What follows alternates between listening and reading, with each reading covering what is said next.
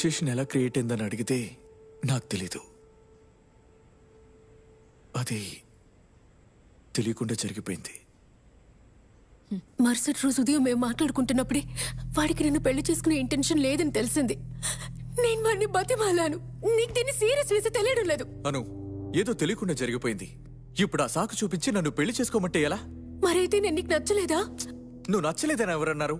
కానీ ఇప్పుడు అది తర్వాత మాట్లాడదాం. నీ క్యాబ్ బుక్ చేస్తాను.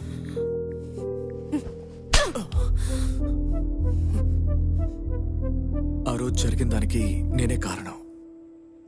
తను పెళ్లి చేసుకునే ఐడియాలో ఉందని తెలుసుంటే నేను అలా చేసుండేవాణ్ణి కాదు. ఆమెకి ఒక క్లోజ్ ఫ్రెండ్ ఉంది, సారా. మీతో చెప్పుంటుంది. తన ఫ్రెండ్ చెప్పిన తర్వాతే నాకు అన్ని విషయాలు తెలిసాయి. నా కూతురు హాస్టల్లో ఆత్మహత్య చేసుకోవడానికి ప్రయత్నించిందట. అప్పుడు అక్కడి నుంచి తీసుకొచ్చేశాను. అమ్మ స్థానంలో ఆమెను చూసుకోవాల్సింది నేనే కదా. తల్లి లేని ఆడపిల్లని పెంచడం అంత ఈజీ కాదు. అతన్నే పెళ్లి చేసుకుంటాను అని తను ఏడ్చినప్పుడు నేను వెంటనే ఫోన్ చేసి అతనితో మాట్లాడాను. వాళ్ళ నాన్నగారు నాకు ఫోన్ చేసి పెళ్లి చేసుకోమని నన్ను బెదిరించారు. అది విన్న వెంటనే నేను ఆయన మీద కోప్పడి తిట్టేశాను. ఆ కోపంలోనే ఆయన నా మీద కేసు వేశారు. నా కూతుర్ని నమ్మించి ద్రోహం చేసి సూసైడ్ చేసుకునే స్థితికి తీసుకొచ్చాడంటే అలాంటి వాడిని ఊరికే ఎలా వదిలేయగలను? ఊళ్ళో వాళ్ళు ఏదో అనుకుంటారని వాడిని ఏం చేయకుండా వదిలేస్తే ఒక తండ్రిగా నా కూతురు దగ్గర ఊడిపోయినట్టే. తప్పు చేసింది నా కూతురు కాదు, వాడే కదా చేశాడు. కాలం మారిపోయింది sir. He knew I was in love. తెలిసి కూడా ఎందుకులా? నిజంగా చెప్తున్నాను, నేను కావాలని మోసం చేయలేదు.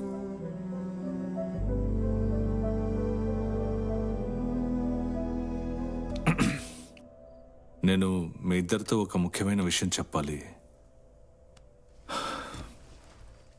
ఈ కేసులో ఉన్న డిఫెన్స్ లాయర్ మాధవి నేను పెళ్లి చేసుకోబోయే అమ్మాయి.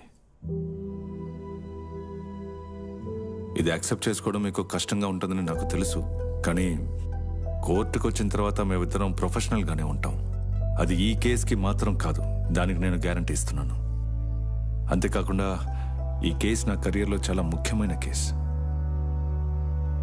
మీకు నా మీద ఎప్పుడైనా అనుమానం వస్తే ఒక స్పెషల్ ప్రాసిక్యూటర్ పెట్టుకునే ఆప్షన్ మీకుంది. మీకు నా మీద పూర్తి నమ్మకం ఉందంటే ఈ కేసుని మనం కంటిన్యూ చేద్దాం.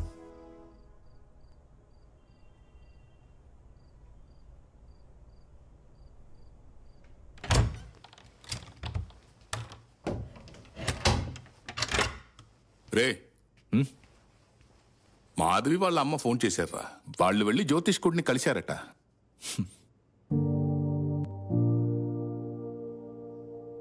సెప్టెంబర్ 8వ తేదీన ఒక మంచి ముహూర్తం ఉందట.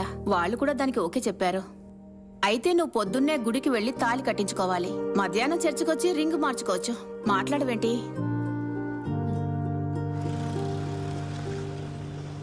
చార్జ్ షీట్ లో మెన్షన్ చేసిన నేరాల్ని నువ్వే చేశావా? లేదు. కేసుని ట్రయల్ కోసం లిస్ట్ చేయొచ్చా? చేద్దాం సార్. దీన్ని సెప్టెంబర్ లిస్ట్ లో యాడ్ చేయండి.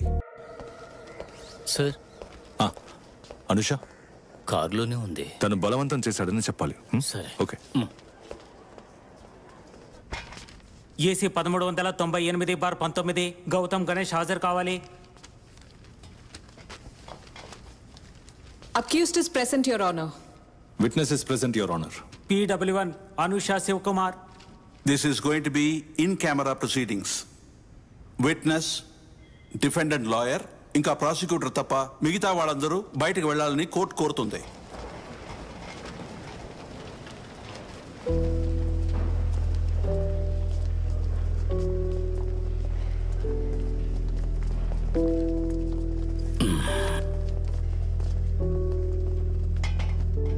All the best.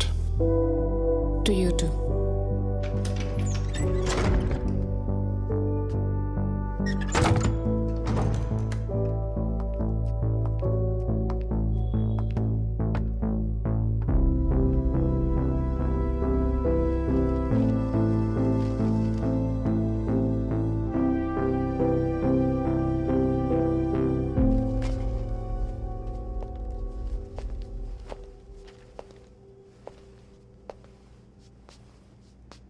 మీ ముందు ఉన్న మనిషిని మీరు లవ్ చేశారా? అవును సార్. ఆయన కూడా మిమ్మల్ని లవ్ చేస్తున్నానన్నారా? అవును, ఆశించాను. అంత నమ్మకంతో ఎలా చెప్తున్నారు? నా దగ్గర తను అలాగే ప్రవర్తించేవాడు.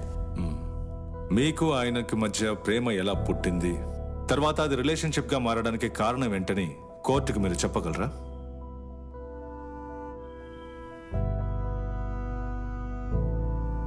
భయపడకుండా ధైర్యంగా చెప్పమ్మా.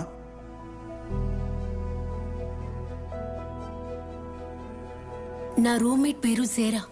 సేరా చెప్పి నేను గౌతమ్ ఆర్కిటెక్చరల్ ఫర్మ్ కి నా రెస్యూమ్ పంపించాను. మరుసటి రోజు పెళ్లి చేసుకుంటామని అడిగినప్పుడు నాకు అటువంటి ఉద్దేశమే లేదు అన్నాడు. ఆ తర్వాత నేను ఎక్కడ చూసినా అవాయిడ్ చేయడం మొదలు పెట్టాడు.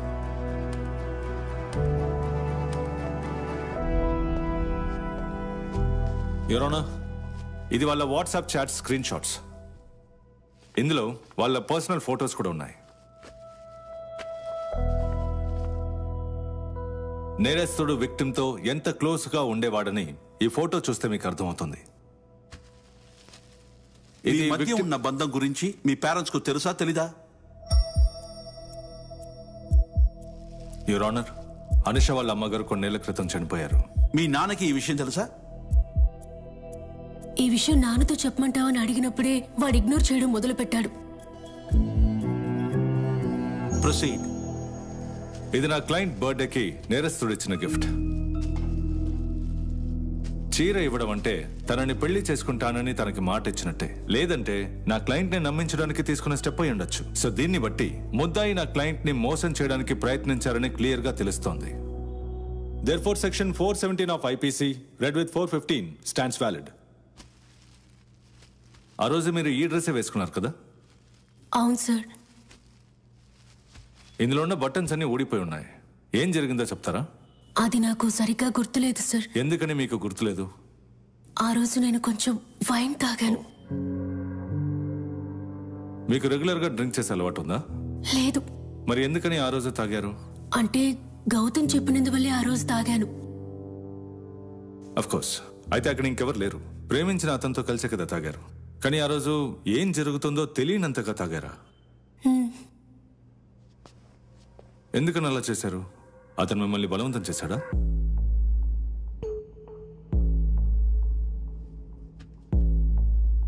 బలవంతం చేశాడు కదా? ఆ తర్వాత మీ ఇద్దరి మధ్య మిగతావన్నీ జరిగాయి. యువర్ ఆనర్, శారీరక బంధంలో పాల్గొన్న ఒక అమ్మాయి కన్సెంట్ తను స్పృహలో ఉన్నప్పుడు మాత్రమే లా అండ్ రూల్స్ ప్రకారం తను ఒప్పుకున్నట్టు అర్థం. కానీ ఇక్కడ నా క్లయింట్ మత్తులో ఉండడం వల్ల her consent is a manipulated one. This offense can be read into section 375 of the IPC by using the definition of the word consent from section 90 IPC. పెళ్ళవదని మీకు ముందే తెలుసుంటే ఆ రోజు రాత్రి మీరు ఆయనతో గడిపే అవకాశం ఉందా? లేదు. No more questions, Your Honor.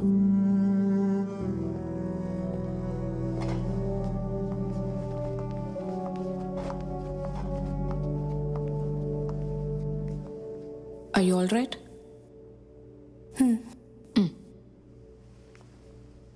Me dress కున్న బటన్స్ అన్నీ ఊడిపోయాయనే కదా చెప్పారు. కానీ ఆ రోజు రాత్రి జరిగిన విషయాలు ఏవి గుర్తులేవిని కూడా చెప్పారు. అలాంటప్పుడు ఆ రోజు రాత్రి ఎలా జరిగిందని మీరు కోర్టుకి ఎలా ప్రూవ్ చేస్తారు? యువర్ ఆనర్, సెక్షువల్ మొలెస్టేషన్ కి గురైన ఒక అమ్మాయి దగ్గరికి వెళ్ళి ప్రూఫ్ కావాలని అడగడం తనని ఇన్సల్ట్ చేస్తున్నట్టు ఉంది. యువర్ ఆనర్, కేసుని స్ట్రాంగ్ గా చూపించడం కోసం విక్టిమే తన డ్రెస్ కున్న బటన్స్ ని తానే తీసేసి అబద్ధం చెప్పలేదని ఏంటి? డిఫెన్స్ లాయర్ కేసుని మరలించడానికి ట్రై చేస్తున్నారు. కేసుని తప్పుదోవ పట్టిస్తున్నది నేను కాదు, ప్రాసిక్యూటర్. ఈ కాలంలో వయసులో ఉన్న పిల్లలు కలిసి ఫోటోలు తీసుకోవడంలోనూ, వాట్సాప్ లో 4 మెసేజ్లు పంపించడంలోనూ, లేదా గిఫ్ట్ ఇచ్చారని వాళ్ళు రిలేషన్షిప్ లో ఉన్నారని ఎలా చెప్పగలరు? చెప్పండి. నా క్లయింట్ గౌతమ్ మీ దగ్గరికి వచ్చి ఎప్పుడైనా పెళ్లి చేసుకుంటానని చెప్పారా? లేకపోతే మిమ్మల్ని ఎప్పుడైనా ప్రపోజ్ చేశారా? కొంతమంది ప్రపోజ్ చేశాక లవ్ చేస్తున్నానని చెప్పిన తర్వాత లవ్ చేస్తున్నారు. Your Honor, the law clearly states that promise to marriage can be inferred from the action and conduct of the accused. ఇక్కడ ముద్దాయి మీద మోపబడిన నేరం నిజమని విక్టిమ్ మాటల ద్వారా, ఎవిడెన్స్ ద్వారా అర్థమవుతుంది. అలాగే అనుకుందాం. అసలు ఎప్పుడు ఒక్కసారి కూడా పెళ్లి గురించి మాట్లాడని నా క్లయింట్ విక్టిమ్ లో పెళ్లి చేసుకునే ఉద్దేశం ఉందని ఎలా అస్యూమ్ చేసుకుంటారో చెప్పండి.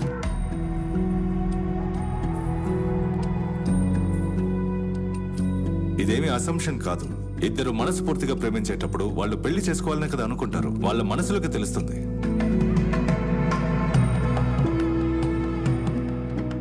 ఇక్కడ మనసులో అనుకుంటే సరిపోదు, ప్రాపర్ కమ్యూనికేషన్ ఉండాలి. అది లేకపోవడం వల్లే చాలా పెళ్లిళ్ళు డివోర్స్ అవుతున్నాయి. ఈ నిమిషం నుంచి మరణం మిమ్మల్ని విడదీసేదాకా సంతోషంలోనూ దుఃఖంలోనూ సంపదలోనూ పేదరికంలోనూ నిన్ను గౌరవించి ప్రేమిస్తాను. నాతో కలిసి జీవించడానికి సమ్మతమేనా? ఇది ఛానల్లో జరిగే చర్చ కాదు, కోర్ట్. డిసిప్లిన్ గా కండక్ట్ చేయగలిగితేనే ఈ కేసుని కంటిన్యూ చేయండి.